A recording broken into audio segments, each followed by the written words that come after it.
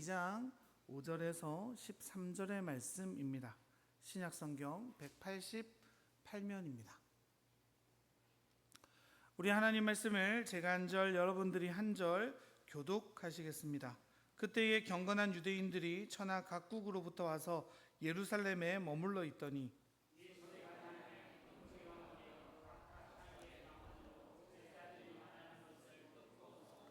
다 놀라 신기하게 여겨 이르되, 보라, 이 말하는 사람들이 다 갈릴리 사람이 아니냐?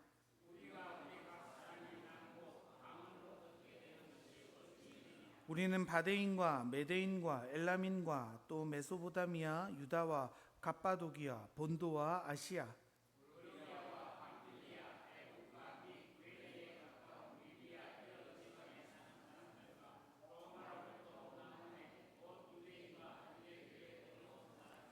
그레데인과 아라비아인들이라. 우리가 다 우리의 각 언어로 하나님의 큰 일을 말함을 듣는도다 하고,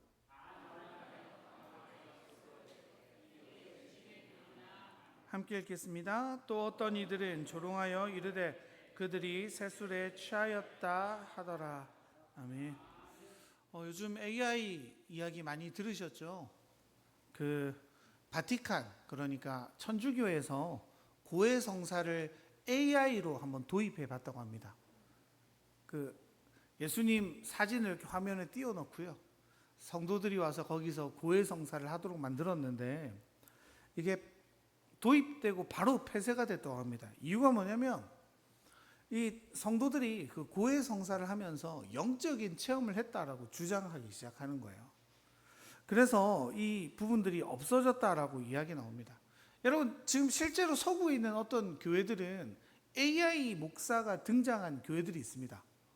거기 보면 어떻게 돼 있냐면, 여기에 우리 화면을 하나 딱 놔두고요, AI 목사가 나와가지고 예배도 인도하고 설교도 하고 하는 일들이 벌어졌다고 합니다.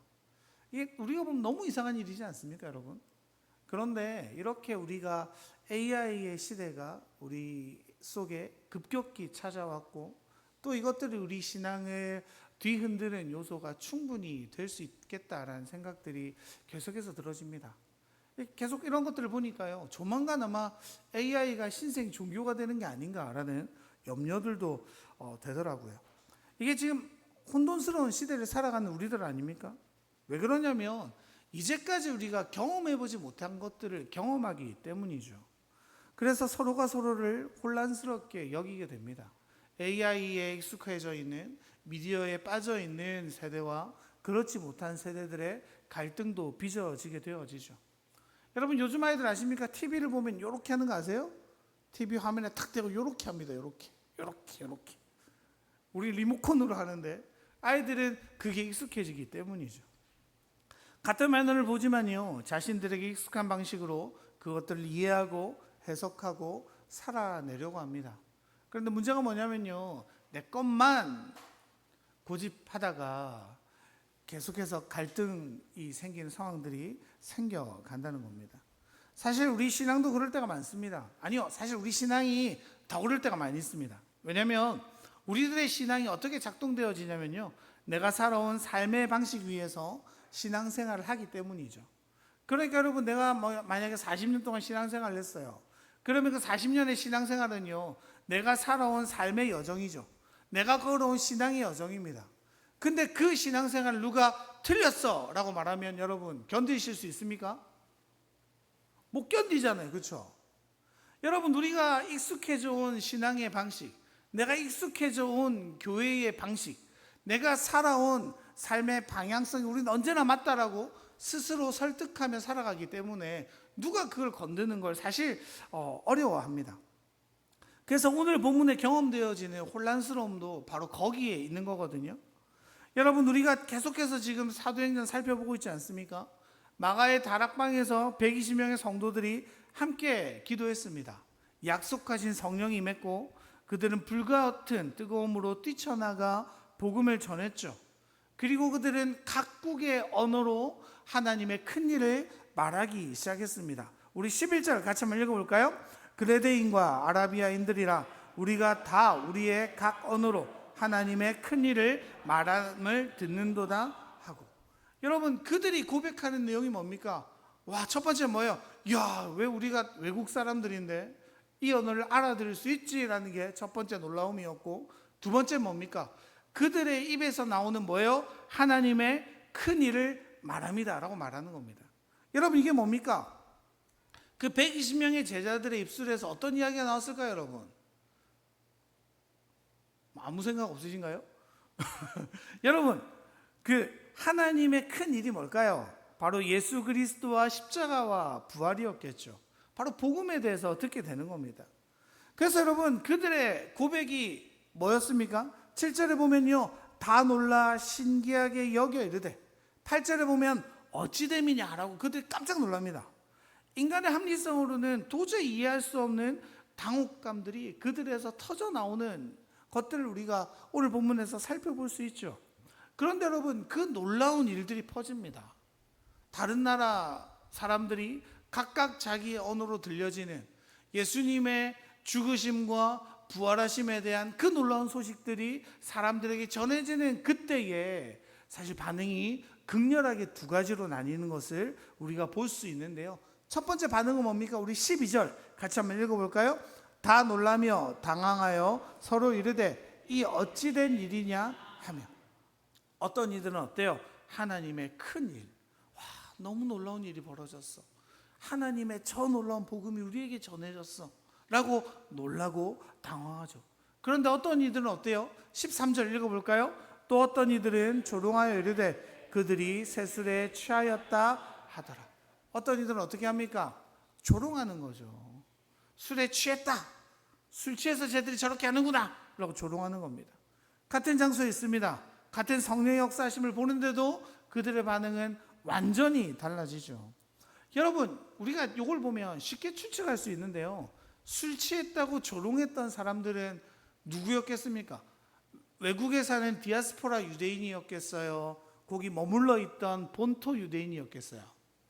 그렇죠? 본토 유대인이라고 우리는 쉽게 추측할 수 있어요. 왜냐하면 그들에게는 그 120명의 선언되어지는 그 메시지가 자기 나라 말로 들렸을 거니까 유대어로 들렸겠죠. 그러니까 그들은요, 그냥 익숙한 사람들이 나와서 익숙한 예수님에 대한 이야기를 하는 걸로 들리는 겁니다. 그토록 예수님을 따랐던 제자들이 사실 어떻습니까? 예수는 어때요? 그들의 입장에서 실패한 리더 아닙니까? 우리들이 십자가에 못 박혀 죽게 했어라고 주장했던 그들이죠. 제자들은 무서워 저 다락방에 꽁꽁 숨어있던 실패자들이야 라고 그들은 여기고 있었을 겁니다. 그런 자들에게 놀라운 역사가 벌어지는 건 불가능하다고 이미 그들은 여기고 있는 거죠. 여러분, 그런 선입견이요, 그들의 삶을 부정하게 만드는 거예요. 그런 선입견이요, 하나님의 놀라운 큰 일을 보았음에도 술 취해서 저러는 거야 라고 그들이 그냥 결정지어 버리는 겁니다. 그러니까 여러분, 이제껏 듣지도 보지도 못한 일들이 벌어지는데 도무지 이해되어지지 않는 거죠.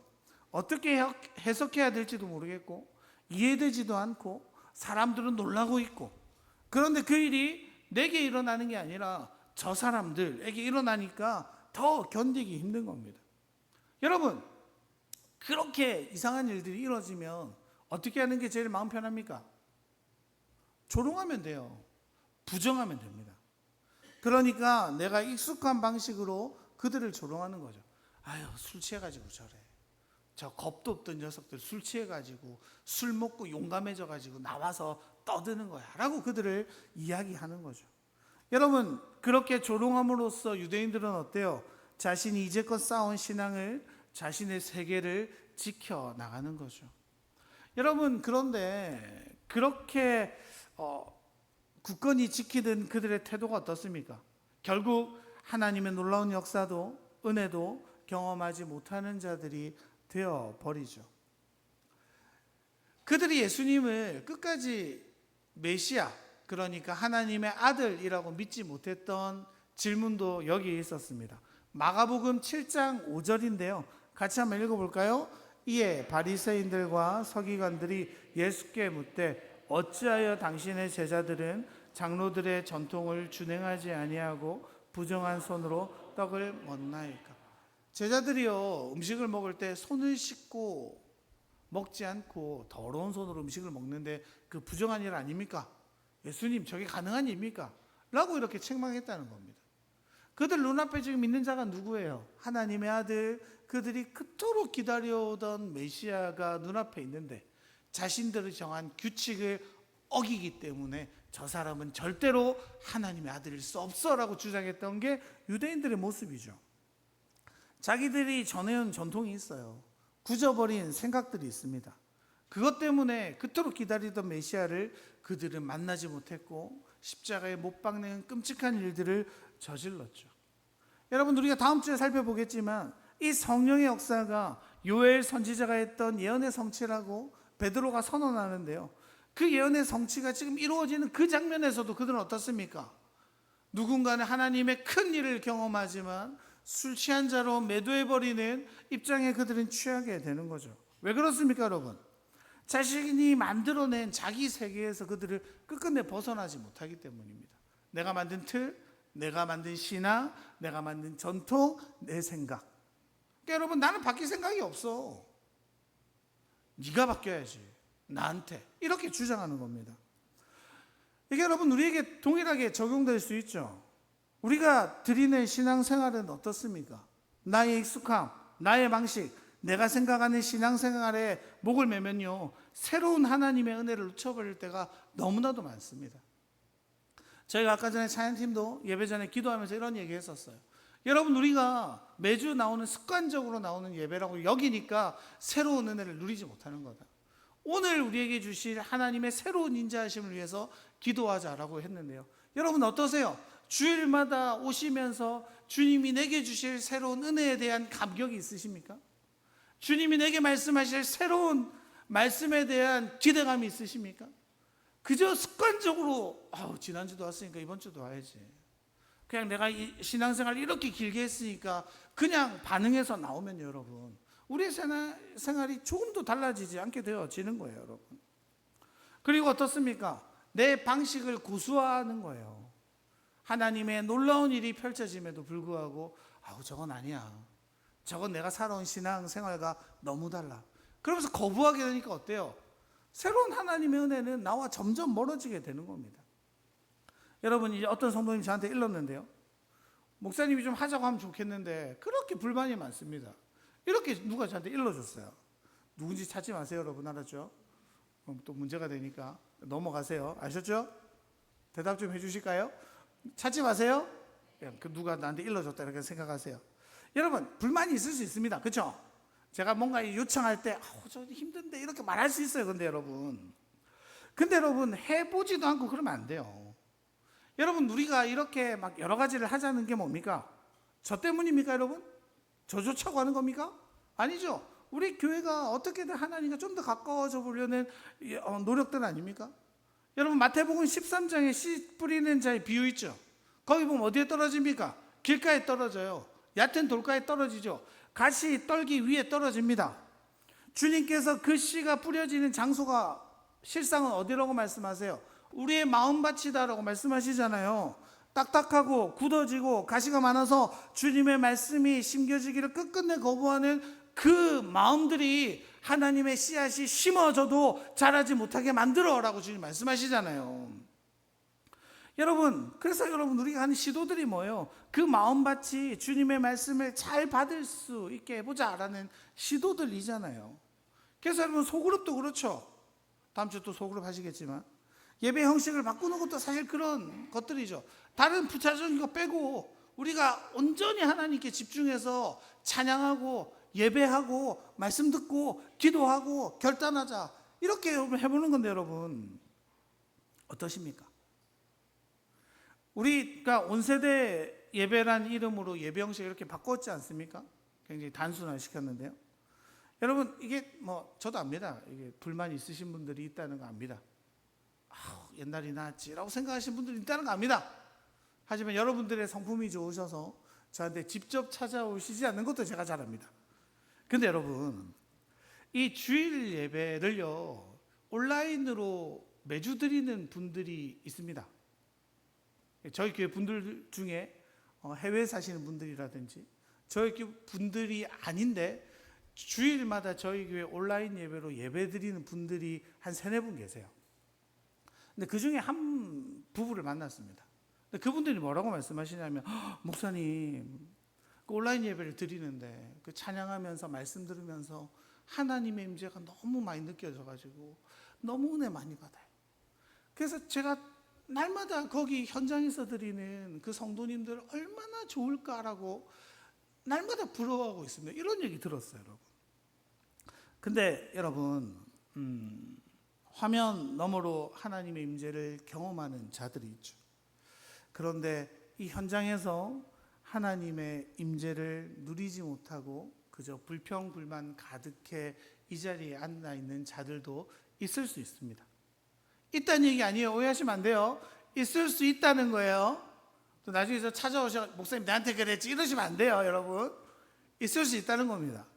여러분, 어때요, 여러분?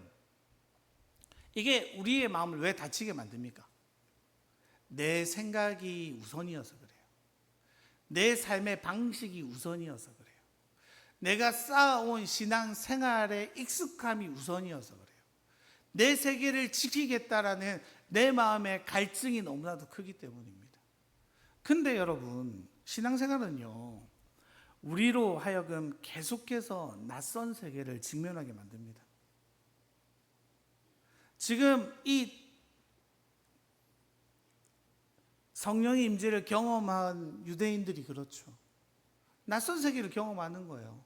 성령의 첫 임재를 바라보며 그들은 당혹해합니다. 하지만 그들의 고백이 뭐예요? 하나님의 큰 일을 내가 보고 있구나. 그 고백은요, 자신의 세계를 깨어버릴 때 가능한 고백입니다. 자신이 굳건히 쌓아온 세계를 지켜온 사람들의 반응은 어떻습니까? 술 취했어. 이상한 소리 하는 거야. 저것들은 안 될 놈이야. 여러분, 그렇게 여전히 여기고 있게 되는 거죠. 여러분, 신앙은요, 그럴 때가 많죠. 우리를 불편하게 만들어요. 우리를 아프게 만듭니다. 우리를 별로 가고 싶지 않은 길로 이끄는 것만 같습니다. 이게 아까도 말씀드렸지만 중요한 말이니까 한 번 더 새기셨으면 좋겠는데, 신앙생활은요, 우리를 낯선 세계를 만나게 합니다. 뭐라고요? 신앙생활은 우리를 낯선 세계를 만나게 만들어요. 그리고 그 낯설음을 경험하는 자들이요, 삶을 확장시킬 수 있습니다.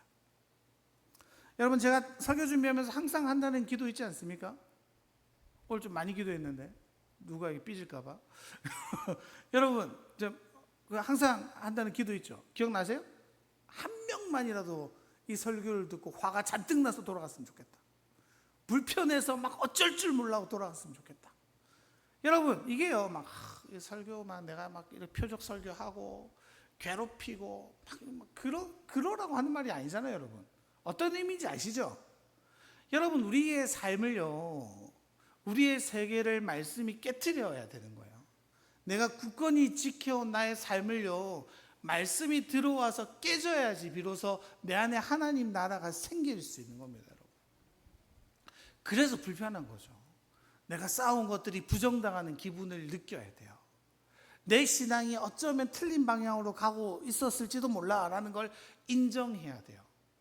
내 생각보다 저 사람의 말이 맞다라는 것을 인정해야 될 만큼 내가 낮아져야 하기도 합니다. 때로 헌신하고 싶지 않은데 저 말씀이 나를 불편하게 만들므로써 헌신하게 만들어야 하는 어려움들도 있습니다. 난 저 인간을 별로 사랑하고 싶지 않은데 사랑해야 해야 하는 그 말씀 때문에 억지로 찾아가 화해의 손길을 내밀어야 할 수도 있습니다. 여러분, 이런 것들이요, 우리를 불편하게 만들죠. 아프게 만들죠. 힘들게 만들죠. 근데 여러분, 그 하나님의 말씀에 온전히 순종함으로 내 세계가 깨어질 때 비로소 하나님의 세계가 내 안에 들어올 수 있게 되어지는 겁니다. 내가 만들어 온 나라가 무너지지 않으면요, 하나님의 나라가 세워질 수 없기 때문입니다. 여러분, 우리가 자기 세계의 깨어짐을 경험할 때 비로소 우리는요, 내 삶에서 하나님의 세계를 경험하게 되어지는 거죠. 여러분, 대표적인 인물이 누구예요?